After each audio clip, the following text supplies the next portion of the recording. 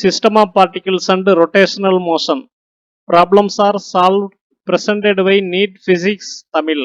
Question number 7.8. A non-uniform bar of weight W is suspended at rest by two strings of negligible weight as shown in figure.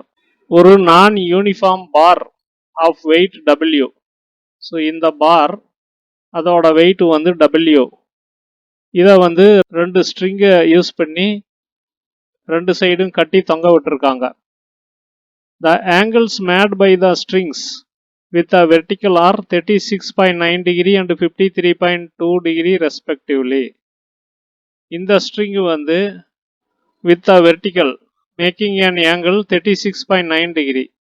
இந்த பக்கம் இருக்கிற string வந்து vertical லைனுக்கு 53.2 degree angle உருவாக்குது.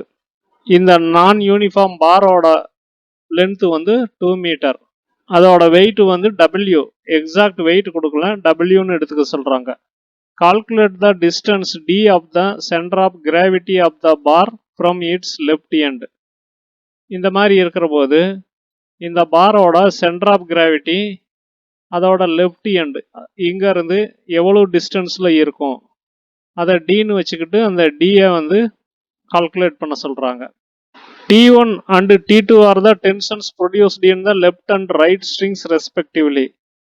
Left side stringல tension T1, right side stringல T2ன்னு எடுத்துக்கிறோம். That is, இந்த left side stringல tension T1னும் right side stringல tension T2ன்னு எடுத்துக்கிறோம். Left side string is making angle of 36.9 degree with a vertical line. Right side string is making an angle of 53.2 degree with a vertical line.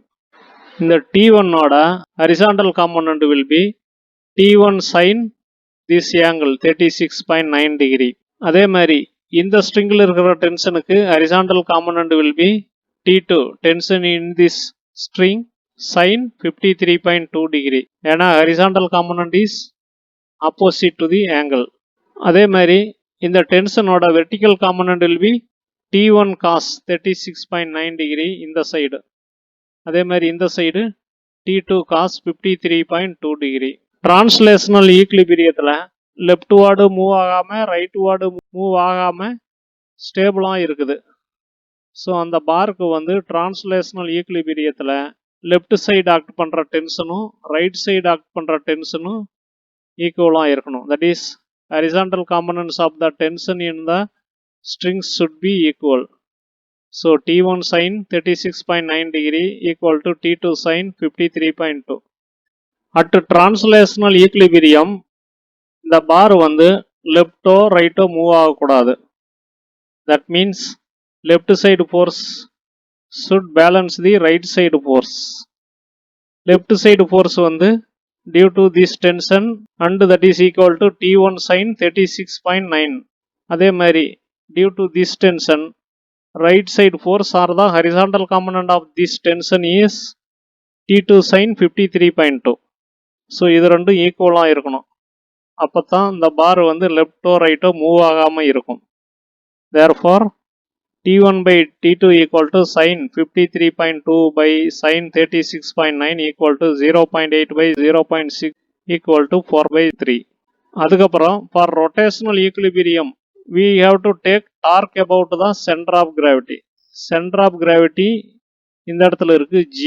Then இதுக்கு பர்பண்டிகுலரா act பண்ற force என்னன்னு பார்த்தா இந்த டென்ஷனோட vertical component that is T1 cos 36.9.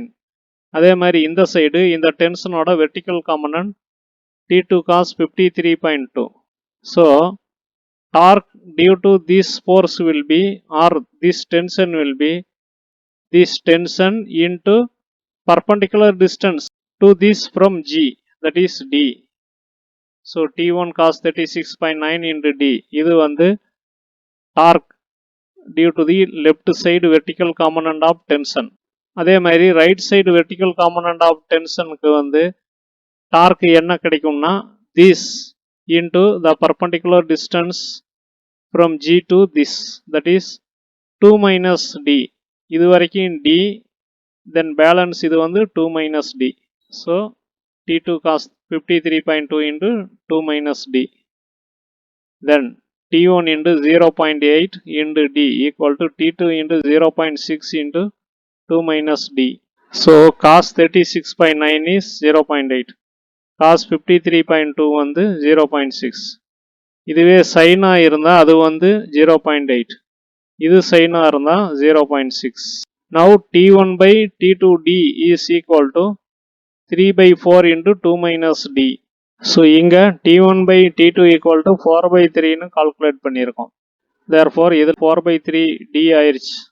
T1 by T2 வந்து 4 by 3 போட்டா 4 by 3D equal to 3 by 4 into 2 minus D. இதிலிருந்து D calculate பண்றோம் 0.72 meter. Therefore CG is 0.72 meter from left end of the beam. So இந்த beamல left endல இருந்து 0.72 meter distanceல அதோட center of gravity இருக்குது. Question number 7.9.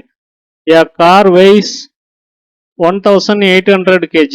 The distance between its front and back axles is 1.8 meter. Its center of gravity is 1.05 meter behind the front axle. Determine the force exerted by the level ground on each front wheel and each back wheel. காரோட weight 1800 kg. அதோட front axleக்கும் back axleக்கும் in between distance 1.8 meter. அதோட center of gravity வந்து front axle இருந்து back side 1.05 meter distanceல இருக்குது. It is in between front axle and back axle and front axle இருந்து backwards 1.05 meter distanceல இருக்குது. That is center of gravity is more close to the back axle. Determine the force exerted by the level ground on each front wheel and each back wheel. So இந்த மாதிரி இருக்கிற போது ஒரு level ground வந்து each front wheel மேலையும் each back wheel மேலையும் exert பண்ற apply பண்ற force வந்து calculate பண்ண சொல்றாங்க. So காரோட mass 1800 kg, front wheel to back wheel distance or front wheel axle to back wheel axle distance 1.8 meter. இது front wheel, front axle. Front axle இருந்து backwards 1.05 meter distanceல center of gravity G இருக்குது. So இது வந்து bottom view. இதோட அடியில் இருந்து பார்த்தா தெரிகிறது. Let FF and FB be the forces exerted by the level ground on the front and back wheels respectively. Front wheel மேல level ground apply பண்ற force வந்து FF னு வச்சுக்கிறோம். Back wheel மேல level ground apply பண்ற force வந்து FB னு எடுத்துக்கிறோம். Then consider rotational equilibrium about the front wheels. So இந்த front wheel பொறுத்து rotational equilibrium consider பண்றோம். That means இங்க FB act பண்ற போது this will tilt upwards. அதே சமயம் weight வந்து இத pushing downward. அப்போ அந்த equilibrium வந்து maintained about this front wheel. அந்த மாதிரி இருக்கிற போது பேக் ஆக்சில் ஆக்ட் பண்ற force that is level ground apply பண்ற upward force FB upward into its perpendicular distance towards G, this is 1.8 equal to mg through G act பண்ணுது. So mg into front wheel perpendicular distance that is 1.05. இது ரெண்டும் ஈக்குவலாக இருக்கணும். That is FB upward இதை வந்து tilt பண்ண பார்க்குற போது mg that is weight of the car will balance it by pushing it downward. அதனால் இது ரெண்டும் ஈக்குவலாக இருக்கணும். Moment of FB equal to moment of mg. So FBயோட moment about the front wheel is equal to moment of mg or weight of the car about the front wheel. So இதில் இருந்து FB calculate பண்ணலாம். FB into 1.8 வந்து 1800 into 9.8 into 1.05. G is 9.8. Therefore FB equal to 10,299 Newton. So இங்கே weight கம்மியாக இருந்தால் FB will give upward thrust more. அப்போ car வந்து இந்த மாதிரி அப்வார்டு டில்ட் ஆயிரும். அதை பேலன்ஸ் பண்ணணும்னா this MG should act downward to balance it. இந்த இடத்துல ஃப்ரண்ட் வீலில் இருக்கிற ஃப்ளோரோட ரியாக்ஷன் எஃப்எஃப் வந்து will not do any balancing. ஏன்னா அது வந்து coinciding on the front wheel. அதனால் இந்த ரெண்டு ஃபோர்ஸஸ் மட்டும்தான் rotational equilibrium with respect to front wheel கொடுக்கும். இதே மாதிரி with respect to back wheel வந்து ரொட்டேஷனல் ஈக்குலிபிரியம் கன்சிடர் பண்ணோம்னா இப்போ FB will not have any contribution. So FF front ஆக்சிலில் இருக்கிற upward reaction of the floor FF into 1.8 should be balanced by weight into 1.8 minus 1.05. That is about back wheel வந்து rotation ஆகாமல் இருக்கணும் அப்படின்னா, that is rotational equilibrium maintain ஆகணும் with respect to back wheelனா FB இதில் வந்து எந்த ஒரு ரொட்டேஷனும் கொடுக்காது about this wheel. So FF acting upward, அதுக்கு distance perpendicular to the back wheel, this is 1.8. so FF into 1.8 should be balanced by mg downward acting.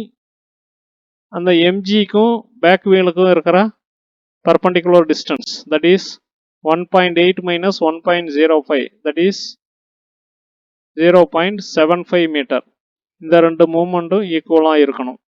so FF into 1.8 should be equal to mg into 1.8 minus 1.05. இதில் FF calculate பண்ணோம்னா 7350 Newton வருது. Then force on each front wheel will be this divided by 2 equal to 3675 Newton. இதே மாதிரி force on each back wheelக்கு FBயை வந்து 2ஆல் divide பண்ணால் கிடைச்சிடும். Question number 7.10. Subdivision A. Find the moment of inertia of a sphere about a tangent to the sphere. Given the moment of inertia of the sphere about any of its diameters to be 2 by 5 mr square, where m is the mass of the sphere and r is the radius of the sphere. So ஒரு ஸ்பியரோட mass mனு கொடுத்துட்டாங்க, அதோட radius வந்து capital R. Then through any of its diameter about its any diameter moment of inertia of the sphere is 2 by 5 mr square னு கொடுத்துட்டாங்க. இந்த மாதிரி இருக்கிற போது அந்த ஸ்பியரோட moment of inertia about a tangent to the sphere வந்து calculate பண்ண சொல்கிறாங்க. Then subdivision B. Given the moment of inertia of a disk of mass m and radius capital R about any of its diameters to be 1 by 4 mr square. ஒரு disc, circular disc, அதோட mass M, அதோட radius வந்து capital R. about any of its diameter, அதோட moment of inertia வந்து 1 by 4 mr ஸ்கொயர்னு கொடுத்துட்டாங்க. அப்படி இருக்கிற போது அந்த டிஸ்க்கு நார்மலாக போகிற ஒரு axis and passing through a point on its edge. So இந்த மாதிரி இருக்கிற போது அந்த டிஸ்கோட எட்ஜில் வந்து பாஸ் பண்ணுற ஒரு பர்பண்டிகுலர் லைன், ஒரு நார்மல் லைன், அதை பொறுத்து இதோட மூமெண்ட் ஆஃப் இனர்சியா கால்குலேட் பண்ண சொல்கிறாங்க. ஸோ இதுதான் ஸ்பியரோட டேஞ்சன்ட் அட் எனி பாயிண்ட் இந்த இடத்துல காமிச்சிருக்கோம். அதோட ரேடியஸ் வந்து R. Through any of its diameter this line or this line or this line moment of inertia வந்து 2 by 5 mr square. Therefore mi about a tangent will be moment of inertia about any of the diameter plus mr square, that is the parallel distance between the two lines. Same sphere ku moment of inertia about a tangent about this is 7 by 5 mr square, that is higher than this. This means rotating the sphere about a tangent at any of its point வந்து more difficult than rotating the sphere about its diameter. Moment of inertia of a disk about its diameter கொடுத்துட்டாங்க 1 by 4 mr square. So any of the டயாமீட்டரை பொறுத்து இதை rotate பண்ணோம்னா அதில் involved moment of inertia வந்து 1/4 mr square. This is as per formula also. Then இந்த diameter பொறுத்து moment of inertia 1/4 mr square. இதுக்கு perpendicular இருக்கிற இன்னொரு diameter பொறுத்து moment of inertia again will be same 1/4 mr square. Then moment of inertia about an axis through the center. இந்த சென்டர்ல இருந்து இது வழியா போற ஒரு axis that is perpendicular to the entire disk, that is out of the plane of the screen. So அந்த axis பொறுத்து moment of inertia will be sum of the moment of inertia about the these two perpendicular axes within the plane, that is 1/4 mr square plus 1/4 mr square equal to 1/2 mr square. Now mi about a vertical axis at the edge of the disk. இப்போ இந்த centre வழியா pass பண்ற ஆக்சிஸ்க்கு பேரலா எட்ஜில் இருக்கிற இன்னொரு ஆக்சிஸை பொறுத்து mi பார்த்தோம்னா that will be இந்த ஆக்சிஸை பொறுத்து இருக்கிற mi half mr square plus mr square equal to 3/2 mr square. இது வந்து as per parallel axis theorem. First இது வந்து பர்பண்டிகுலர் ஆக்சிஸ் தியரத்தை யூஸ் பண்ணி கால்குலேட் பண்ணோம், அதுக்கப்புறம் பேரலல் ஆக்சிஸ் தியரத்தை யூஸ் பண்ணி கால்குலேட் பண்ணியிருக்கோம். இப்போ இந்த பிக்சர் மூலம் ஈஸியாக அண்டர்ஸ்டாண்ட் பண்ணலாம். ஸோ டிஸ்கோட ஒரு டயமீட்டரை பொறுத்து moment of inertia 1/4 mr square, இன்னொரு டயமீட்டரை பொறுத்தும் 1/4 mr ஸ்கொயர். அந்த டயமீட்டர் வந்து அதுக்கு பர்பண்டிகுலராக இருந்தாலும் அதே 1/4 mr ஸ்கொயர் தான். இது ரெண்டுமே ஒரே பிளேனில் டிஸ்கோட பிளேனில் தான் இருக்குது. ஸோ ரெண்டு டயமீட்டர் ஒன்றுக்கு ஒன்று பர்பண்டிகுலராக இருக்குது. அந்த ரெண்டு டயமீட்டரை பொறுத்து about the two diameters moment of inertia 1/4 mr square 1/4 mr square. இப்போ இந்த ரெண்டுக்கும் பர்பண்டிகுலராக இருக்கிற இந்த ஆக்சிஸ் இதை பொறுத்து moment of inertia will be sum of the moment of inertia about the two perpendicular axis within the plane. So within the plane வந்து ரெண்டு பர்பண்டிகுலர் ஆக்சிஸை பொறுத்து moment of inertia 1/4 mr square 1/4 mr ஸ்கொயர்னு இருந்துச்சுன்னா இந்த ரெண்டு ஆக்சிஸ்க்கும் பர்பண்டிகுலராக இருக்கிற ஆக்சிஸை பொறுத்து moment of inertia will be 1/2 mr square, that is sum of this and this. So 1/4 mr square plus 1/4 mr square equal to 1/2 mr square. இப்போ another axis at the edge also perpendicular to the disk and naturally this will be parallel to this axis passing through the center. So இந்த ரெண்டுக்கும் in between distance வந்து r, radius of the disk. Therefore about this axis moment of inertia will be moment of inertia about this axis plus m into this distance square mr square. இது வந்து nothing but 3/2 mr square. So இங்க வந்து perpendicular axis தியரத்தை இங்க use பண்ணியிருக்கோம், தென் parallel axis தியரத்தை இங்க use பண்ணியிருக்கோம். Thanks for watching. Please subscribe and get more videos to crack the NEET examination. Thanks for watching. Please subscribe and get more videos to crack the NEET examination. So இந்த NCERT questions solve பண்ண பழகிட்டீங்கன்னாவே உங்களுக்கு 50% physics question tackle பண்றதுக்கான ability வந்துடும். Thank you.